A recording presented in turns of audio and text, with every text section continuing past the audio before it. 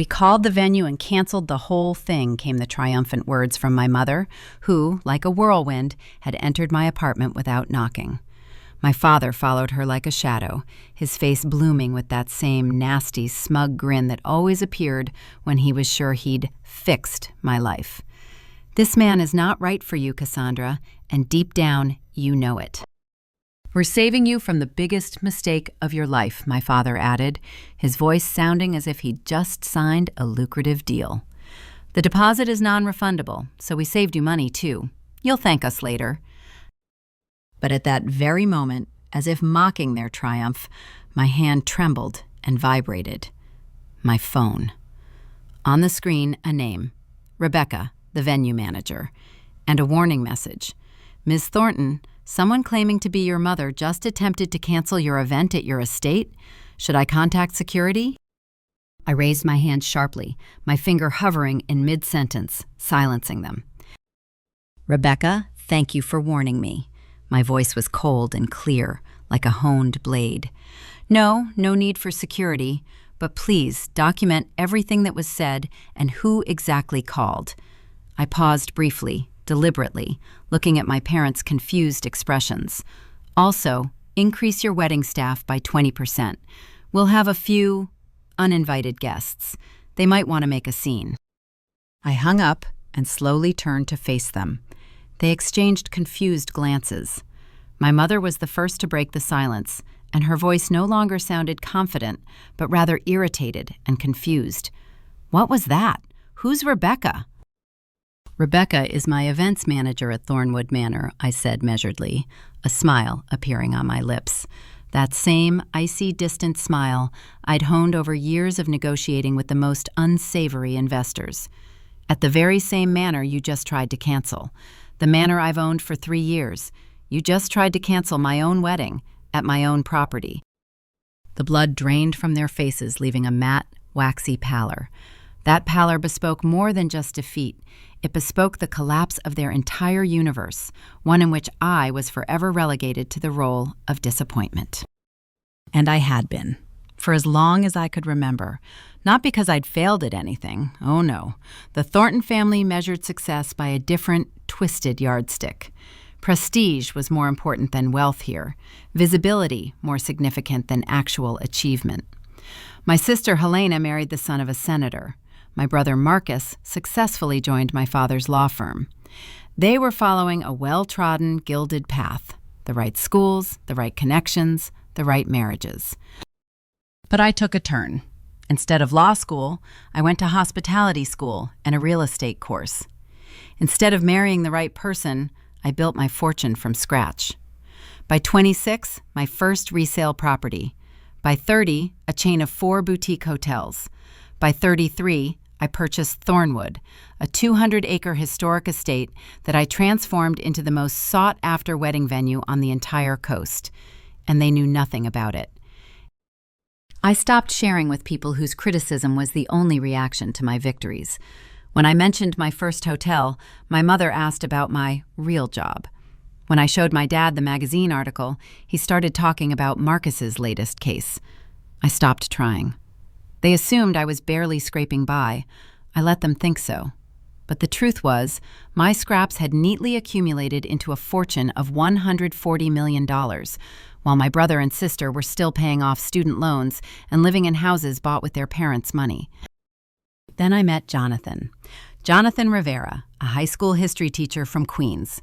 Not a lawyer, not a banker, not anyone's son. Just a man who taught AP classes, coached the debate team, and read to kids at a neighborhood library on weekends. He drove a 10-year-old Civic, wore suits from the warehouse, and was kinder, funnier, and more honest than anyone I knew. We ran into each other at a charity gala I go to maybe once a year. He was there, representing his literacy foundation, looking lost in someone else's tuxedo. And I was just running from a nerdy developer. "You look like you'd rather be anywhere but here," I said, approaching him at the bar. "That obvious?" he laughed, loosening his tie. "I'm here to shake hands and beg for money. But I'm terrible at it. I always want to just talk to people, not network." What would you be talking about now? Probably about how surreal it is to drink champagne that costs more than my monthly food budget next to ice swans, he replied. And there wasn't a hint of servility or envy in his eyes, only a genuine, living bewilderment at the absurdity of this world. And in that moment, something clicked. He chuckled. My name is Jonathan, by the way. I teach history, so I noticed that these ice swans are anatomically incorrect. I laughed. Really. For the first time in many, many years at such an event, which always left me with a headache. My name is Cassandra, and I'd like to learn more about the historically accurate anatomy of swans. We talked for 3 hours. Then he asked for my number, not for networking, but simply because he wanted to see me again. When I told him I worked in real estate, he didn't ask, how much do you make, or what kind of properties do you have, but, do you like it? Are you happy? I fell in love with him before our second date. Introducing Jonathan to my family was a mistake, made out of foolish, unjustified optimism. A teacher, Mom repeated, as if I'd said he was a street magician, from Queens. He's brilliant, Mom. He has a master's degree, and he's completely devoted to his students. But what can he offer you? What connections does he have? What kind of family? He brings kindness, honesty. He makes me laugh every day. Cassandra, be practical. You're not getting any younger. If you insist on marrying someone beneath you, at least choose someone who can support you. I can support myself.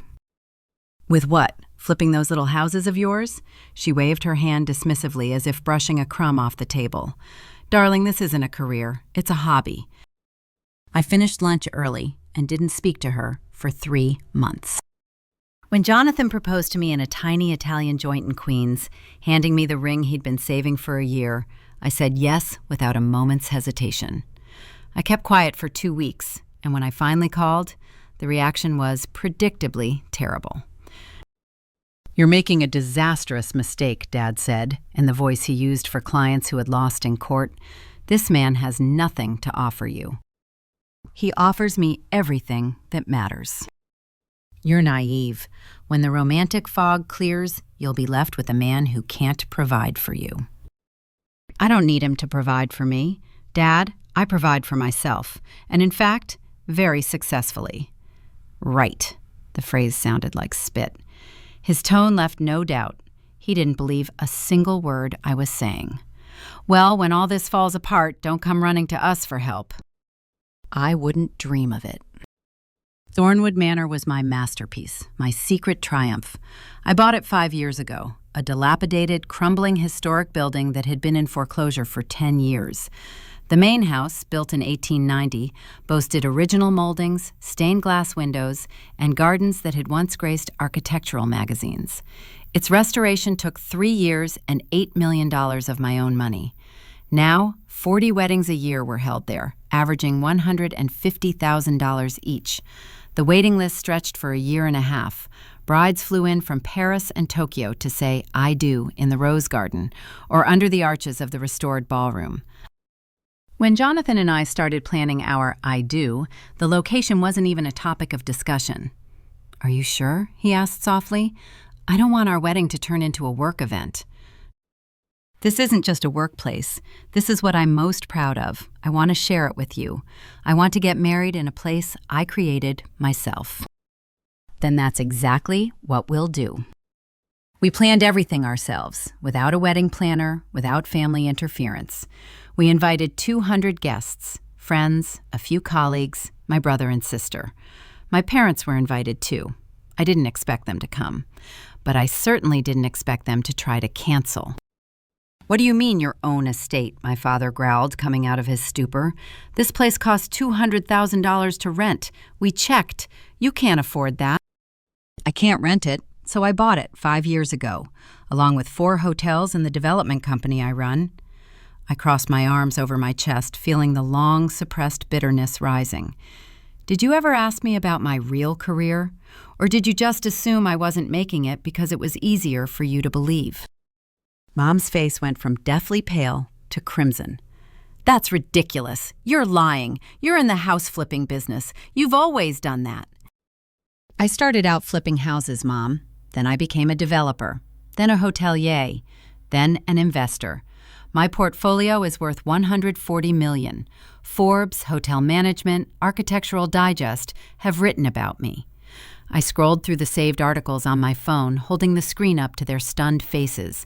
But you wouldn't have known, because you never really asked. You simply brushed off everything I tried to tell you. Dad grabbed my phone and began scrolling frantically, his eyes darting over the lines as if searching for a catch. That can't be true. Marcus would have told us. Marcus doesn't know either, I said quietly, because I stopped sharing my successes with people who only wanted to see my failures. The silence in the room grew thick, almost palpable. Finally, Mom spoke, her voice softer and more hesitant than I'd ever heard it. Why didn't you tell us? I tried, for years.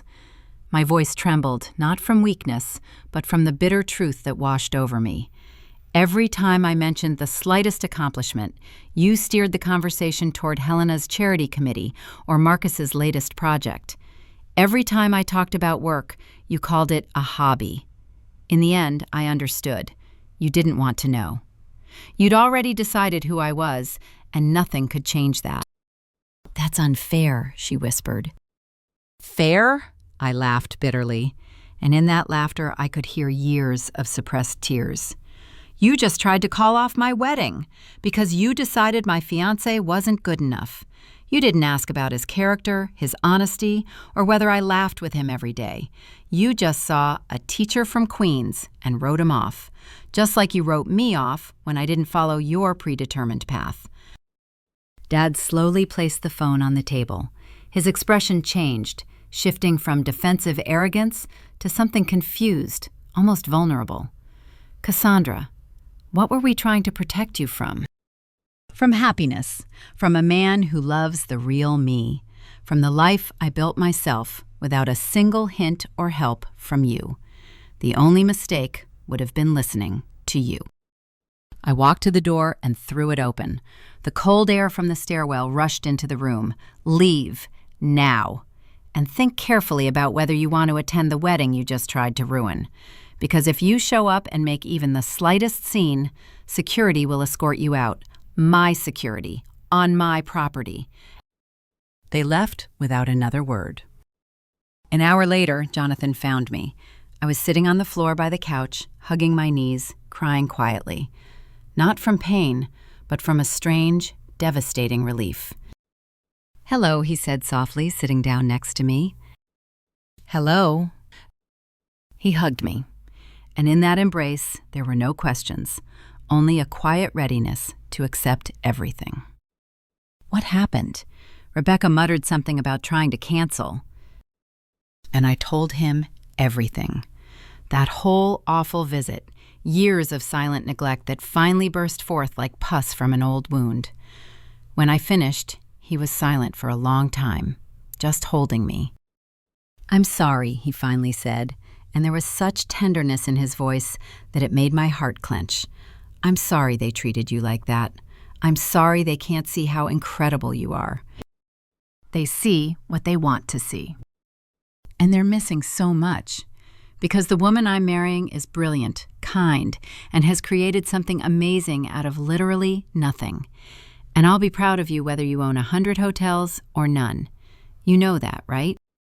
I know, I said, leaning against his shoulder, inhaling the familiar, comforting scent. That's why I'm marrying you. Perhaps I should rescind their invitations, he asked cautiously. I thought about it, seriously. No, I want them to come. Not for their approval, but so they can see everything I've achieved, the man I chose, the life I've built, so they can sit in my gardens, dance in my ballroom, and finally understand how wrong they were about me. Jonathan smiled, and crinkles gathered at the corners of his eyes. That sounds reasonable, and not at all like revenge. Maybe a little. I'm all for it, especially if the revenge is accompanied by good catering. The wedding was 3 weeks later. My parents arrived, subdued, uncertain, clearly unsure how they would be received. I asked Rebecca to seat them at a table in the back of the room, near the distant relatives and business partners they so loved to ask about. They didn't object. The ceremony took place in the rose garden at sunset. Golden light embraced every petal, every branch. Jonathan wept when he saw me walking toward him along the sandy path, and I wept when I saw his tears. Our friend Marcus, thankfully not my brother, performed the ceremony. In his speech he said, "Love doesn't care about your plans. It appears when it wants to," often in the guise of someone your spreadsheets and charts would deem utterly inappropriate. Cassandra and Jonathan found each other at an event they both didn't want to attend. They bonded over the anatomy of ice swans and built something real in a world obsessed with appearances. At that moment, I noticed my mother surreptitiously wiping her eyes with a handkerchief. I didn't know what to make of it, how to feel about it. The reception was held in the restored ballroom, in that same hall where I once stood knee-deep in construction debris, barely imagining the greatness of the future. Now it shone, glowing with the light of thousands of candles, the laughter of sincere guests, music, and the scent of flowers. It was filled with people who supported us, believed in us, and rejoiced for us. During the toasts, my sister Helena suddenly stood up. "I know I'm not on the official list," she said, her voice usually so haughty, wavering, "but I hope Cassandra will allow me to say something." I nodded, wary, but didn't stop her. In the silence of the hall, Helena's voice sounded fragile and unfamiliar. "As a child," she began, "I thought I was a success, that I was doing everything right. But looking at this hall now, this incredible estate, the man my sister chose..." Her voice wavered, and she paused for a moment, gathering her thoughts. I realized I'd gotten it all wrong. Cassandra wasn't wrong to turn her back on our family's path. She succeeded in creating her own, and I'm ashamed it took me so long to see that. She raised her glass, her fingers trembling slightly. "To Cassandra and Jonathan, may your marriage be as strong as the woman who literally built this place from ruins." A roar of applause, warm and unanimous, rolled across the room, and tears began to stream down my cheeks again, this time very different ones. My parents arrived during the slow dances. The music was soft, creating an intimate bubble amid the general merriment. My father spoke first. His voice, always so confident, now sounded broken and quiet. "Cassandra, what Helena said, she was right. We were wrong about everything." My mother nodded silently, unable to speak. "Yes, we were wrong," he continued, looking somewhere past my shoulder. "I'm not asking for forgiveness. I know we don't deserve it. But I want you to know, I see it now, what you've built, who you've become." He slowly glanced around the ballroom, the carved walnut paneling, the restored plasterwork on the ceiling, the modern light fixtures perfectly integrated into the historic interior. "This is extraordinary. Thank you, to you and Jonathan." Then he turned to my husband, who had just arrived with 2 glasses of champagne. "I misjudged you," my father said, looking Jonathan straight in the eye. "I saw your title and address and thought I knew who you were. That was wrong. Any man who makes my daughter look so radiant is the man she should have married." Jonathan accepted the firm handshake. "Thank you, sir. I know today has been a difficult day for you." "Less difficult than we deserve," my father replied quietly. Then my mother stepped forward. Tears smeared her flawless makeup, creating dark streaks around her eyes. "Cassandra, I'm so sorry about the cancellation. And about all those years I didn't see you. I was so focused on the life I thought you should dream of that I never once asked you what you really wanted." "No," I confirmed quietly. "Never." "Can we try again? Start over?" There was such unguarded hope in her voice that something in my chest tightened painfully. I looked at this woman. The woman who had ignored my victories for 33 years and, 3 weeks ago, tried to ruin my happiness. She was asking for a new beginning she didn't deserve. "We can try," I said carefully, feeling Jonathan's warm, firm hand on my waist. "But starting over doesn't mean forgetting. It means slowly rebuilding, and building not with words, but with facts, with what I'll show you, and you'll finally see. And if you ever try to interfere in my life again, I pause briefly, letting my words take on the right weight. Then that's it. No more chances. Is that understood? Absolutely clear, they whispered in unison, their eyes filled with genuine, profound understanding. I think the DJ's playing our song, Jonathan said softly. I let him lead me to the center of the dance floor, leaving my parents standing at the edge of the glittering room. They watched their daughter waltz in the estate she'd bought and restored, in the arms of a man they deemed unworthy. An article in Wedding Magazine came out 3 months later. Thornwood Manor owner marries in her own ballroom. The photos were magnificent. The gardens in fiery autumn colors, the candlelit reception, Jonathan and I laughing in the rose garden. The reporter asked about the history of the place, and I told her about the restoration. But I didn't tell her about the family drama. Some stories are for the press, some are for the heart, and the ending is the same. I created something beautiful. I married a wonderful man, and I did it all without anyone's permission. My parents are trying sincerely. Now we have monthly dinners. They ask about business, even visiting 2 of my hotels, strolling through the lobby with an expression of mute amazement I've never seen on them. We had no idea, my mother keeps repeating. We knew absolutely nothing. I know, I always reply. That was the problem, but we're working on it, slowly, carefully, with evidence, not just promises. And every September morning, when another bride prepares for her ceremony in my garden, I remember. I remember my wedding, that confrontation, that moment when everything I'd built finally became visible to those who refused to look. I didn't need their approval. I never have. But there was a strange, quiet victory in getting it, on my terms, in my space, amid evidence they could no longer ignore.